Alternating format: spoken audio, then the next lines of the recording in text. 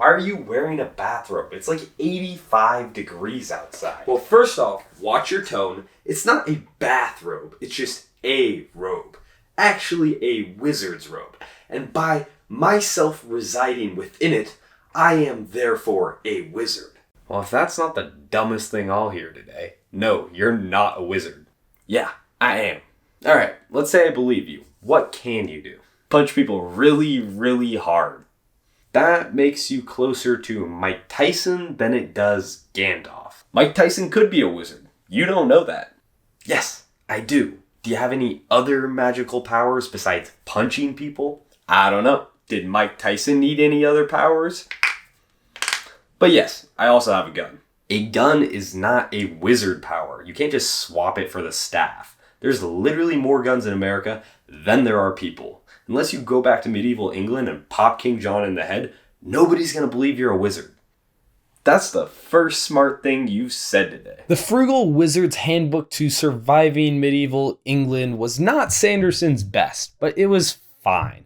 Honestly, after reading The Lost Metal and The Crippled God, which were both finishing books of series, it was kind of nice to just not really care about a story that much. Now, I know that sounds like a pretty brutal review for a book, but honestly, that's sometimes what you need, is something that you can read, not have to fully invest yourself in. And that's exactly what this book was. Secret Project 2 was nothing special, but at the same time, exactly what it was trying to be. But before we get into the video, I want you to subscribe and check out one of my fitness videos so you can get jacked like me. I appreciate the support, and let's get on with it. The concept itself of multi-dimensional travel is cool, especially when it has a spin that's not about world-ending consequences.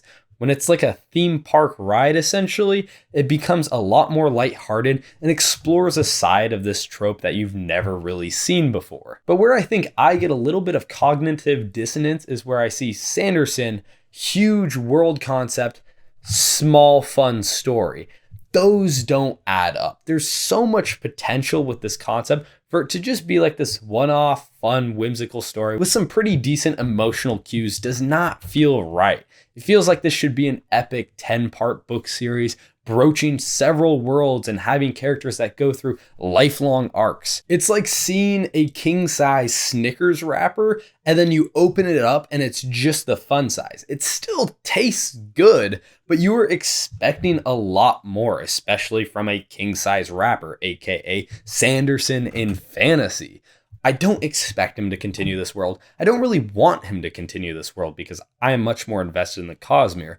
But there was a lot of potential here. But as I was reading it, I just wanted more characters, more depth, more of the magic system. But that doesn't mean this book did everything wrong. Something I really liked about it was the illustrations and the guidebook along with it. To start the chapters a lot of the times, or to finish them, they would insert what would be the Frugal Wizard's Handbook excerpts. And those were funny to accompany the illustrations, which were masterfully done in the style and feeling the book gave you. It added more to that lighthearted feel that this book holds. And I feel that without them, my rating of this book would be a lot lower than it is. Honestly, for having a story about multi-dimensional travel and depositing us in a world literally capable of having anything, it was pretty bland. There was not much to impress. It was all fine. It was all working within the story. Like, I can't really criticize it. I just have to say that I would have expected more of having literal infinite potential and a cool magic system per usual to work with. Honestly, the world that the characters come from is a lot cooler. No spoilers, but there's literally an enhanced boxing league where people with cybernetic limbs fight.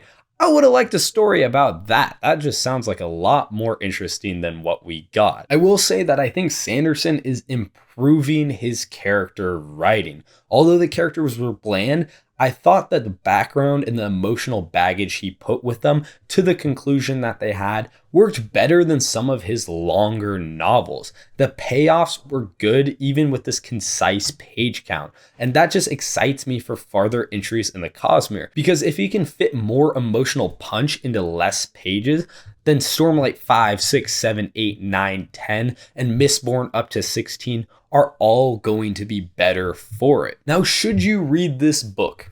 Why not? If you have a weekend to spare, you can breeze through this easily enough, and it's a fun one-off. Honestly, a great book to read after finishing a big series because you don't have to immediately get invested again. I would say I probably like every other Sanderson book better than this, but let me know your thoughts. Like and subscribe if you enjoyed this review. Check out these videos and support the lifting on this channel because I want to help you get your fitness goals. See you guys.